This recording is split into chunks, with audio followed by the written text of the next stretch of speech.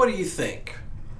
Do you suppose the gospel writers had a method in placing questions to Jesus on the lips of people around him? Hello, I'm Stuart Baskin, pastor of First Presbyterian Church of Tyler, Texas, and this is your daily devotional for Tuesday, August 4th, 2020. Credit is where credit is due in my book. Many years ago, a graduate student colleague of mine named Hal Breitenberg suggested that an interesting study would be to examine all the questions posed to Jesus in the Gospels. Questions by disciples, questions by scribes and Pharisees, questions by the curious, the friend, and the enemy alike.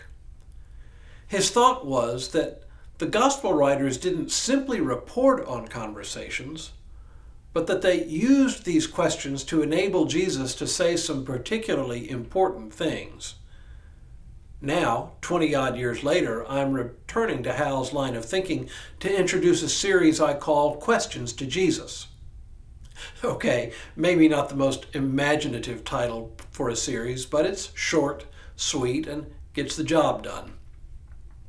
What I do not plan to do is painstakingly, and from your perspective, painfully, taking you through every one of the questions someone or another asked to Jesus, and I don't plan to go through them in the order that they appear in the Gospels. Instead, I want to highlight just a few of the questions that seem especially important for understanding who Jesus is and what the key issues were that he faced in his ministry. More than that, though, many of these questions highlight issues faced by the early church. My assumption is that the gospel writers were highly selective in what they reported about Jesus. I assume that there was more, a lot more, that Jesus said and did than the gospel writers reported. Because writing anywhere from 30 to 70 years after Jesus died, decades after the fact, the gospel writers collected stories that had been passed along for many years. So by the time they wrote the Gospels, they would have undoubtedly been concerned not only to tell the story of what Jesus said, did, and endured, but they would have been focused on the challenges faced by the early church.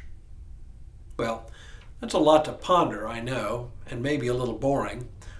But what's important to know here is that the writers weren't just writing to an unknown audience. They wrote to some very specific audiences, and each one had a different audience in mind, just as I have you in mind when I teach and preach and do these devotionals. So when the gospel writers wrote, they had a particular story to tell, and it was important for them to report particular things that Jesus said.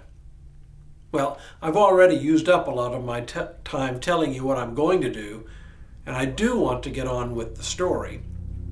So let me take one very brief, easy to digest question to start.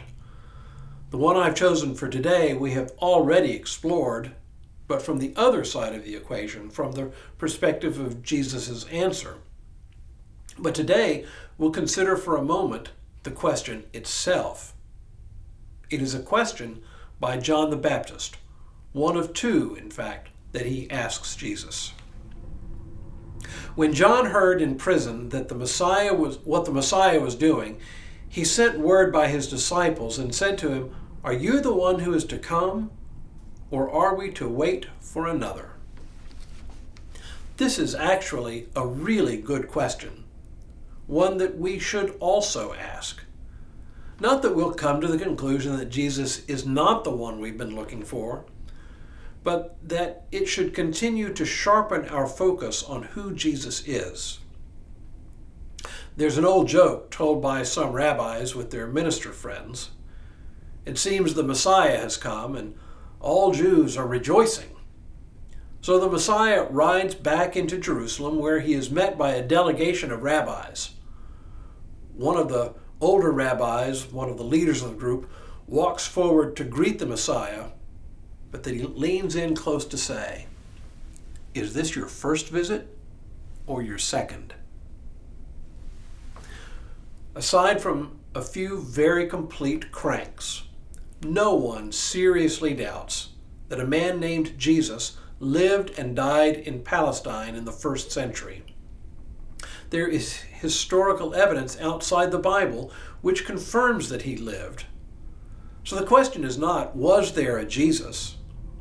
The question is, was he the Messiah? Every generation of Christians has to come to terms with that very question. Are you the one who is to come, or are we to wait for another?